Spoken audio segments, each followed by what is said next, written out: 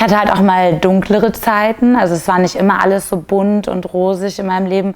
Und zwar hatte ich mal eine Essstörung, die Magersucht, und das war schon sehr hart. Also mit Depressionen dann zusammen, da war ich so um die 13 Jahre alt, war schon kurz vor der Zwangsernährung und ich hatte, also ich weiß gar nicht mehr wie viel Kilo, aber es waren unter 40 Kilo und ich war schon immer sehr groß, also schon so um die 1,70 groß, also das war schon ganz schön krass. Depressionen sind halt schon nicht ohne. Man kann ja nicht aufstehen. Ich konnte auch irgendwann gar nicht mehr laufen wegen Wasseransammlungen in den Beinen. Das war schon ziemlich heavy. Zum Beispiel eine ganz schlimme Situation, was für mich immer so ein Zeichen auch war, dass ich gar keine Gefühle mehr hatte, war, ich hatte früher Meerschweinchen in meiner Kindheit und ich habe die so geliebt, also wirklich. Also mindestens genauso wie den Lazy Lupi. Und dann noch viel, viel mehr. Das waren wirklich so meine Babys. Und eins ist halt in meiner Zeit, wo ich depressiv war, gestorben und ich habe es halt gesehen und ich lag halt immer noch im Bett, ich konnte nicht aufstehen und dachte so, ich habe halt noch bei meinen Eltern gewohnt und dachte ich so, okay, ja, meine Mutter, die macht das schon weg. So, und das ist halt super hart, so war ich nie und jetzt finde ich es auch super krass. Also wenn ich so zurückblicke, denke ich, krass, also wo sind die Gefühle gewesen? Und irgendwann habe ich halt auch gedacht, was tue ich eigentlich gerade? Weil ich glaube, ich war so 1,5 Jahre essgestört und es war halt wirklich am Ende, habe ich ganz schlimm eigentlich gar nichts mehr gegessen. Kurz vorm Ende hatte ich nur noch so ein Salatblatt gegessen, wo ich mal eine Süßstofftablette eingewickelt habe. Also richtig krank. Also ich habe Kalorien ohne Ende gezählt und das war schon ziemlich anstrengend, die Zeit. Und dann noch die Schule dann noch zu schaffen. Und das Umfeld hat sich halt auch immer Sorgen gemacht. Meine Eltern, die haben richtig gelitten. Ja, und dann irgendwann kam der Tag, da habe ich dann gesagt, hey, was mache ich hier eigentlich gerade? Ich gehe eigentlich direkt auf die Zielgerade in den Tod, so wenn ich nicht aufhöre. Und der ganze Körper leidet ja auch darunter. Und dann habe ich gesagt, nee, irgendwie, ich will das nicht. Dann habe ich angefangen, total zu heulen. Ich erinnere mich noch an den Moment, ich saß bei meinen Eltern im Wohnzimmer und meine Eltern gleich so, was ist denn los, was ist denn los? Und dann meinte ich so, ey, ich will nicht mehr, ich will leben. Und das war halt wirklich so der Moment. Das war Wahnsinn. Mein Vater ist dann so, was willst du essen? Der ist dann echt so, das war mitten, also es war so irgendwie, ich glaube 10 Uhr abends oder so. Und dann, ich habe halt gar nichts mehr gegessen und dann meinte ich, boah, ich habe so Bock auf Quark. Ich wollte einfach nur einen Quark haben und ist dann losgefahren in der Nacht, hat irgendwie versucht Quark zu finden und kam dann mit so einer komischen Trinkmilch irgendwie wieder, weil es gab einfach keinen Quark von irgendeiner Tankstelle. Aber es war halt so, das war wirklich wie so eine Befreiung in meinem Leben.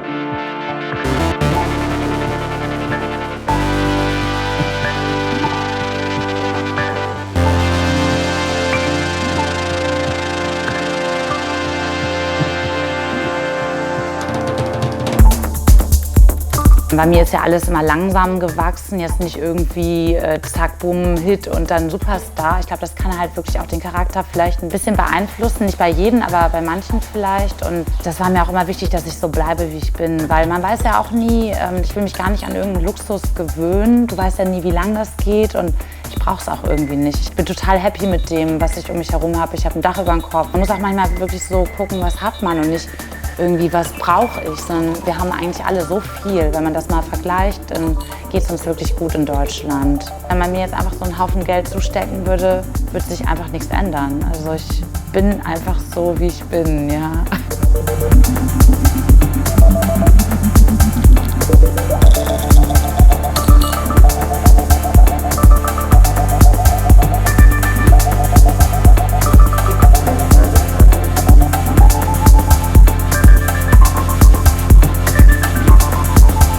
Okay.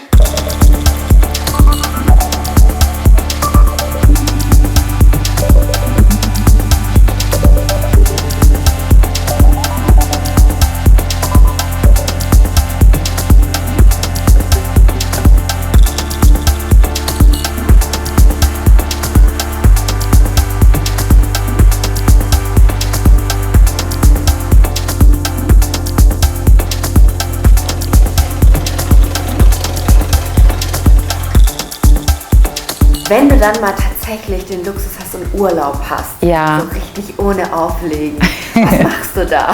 Dann bleibe ich hier auch echt in Deutschland, weil Reisen ist halt meine Arbeit. Also ich fühle mich, sobald ich im Flieger sitze, bin ich gestresst irgendwie. Und deswegen habe ich da so einen kleinen Zufluchtsort an der Nordsee.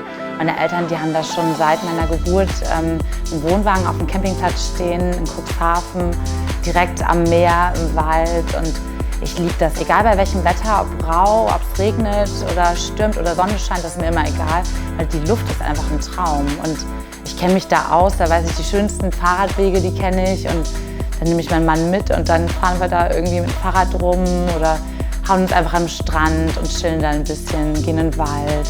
Meine Eltern sind mit mir in meiner Kindheit jedes Wochenende auch dahin gefahren. Das war halt auch ganz toll, weil dann hat man halt auch so seine Freundeskreise auch dort. Nicht nur in meiner Heimatstadt Bremen, sondern ich hatte dann auch noch Freunde in meinem Cuxhaven. Und dann haben sich halt auch so Hobbys gebildet, wie zum Beispiel Windsurfen. Das habe ich immer gemacht. Dann hatte ich so eine kleine Windsurf-Clique und das war schon eine coole Zeit, ja.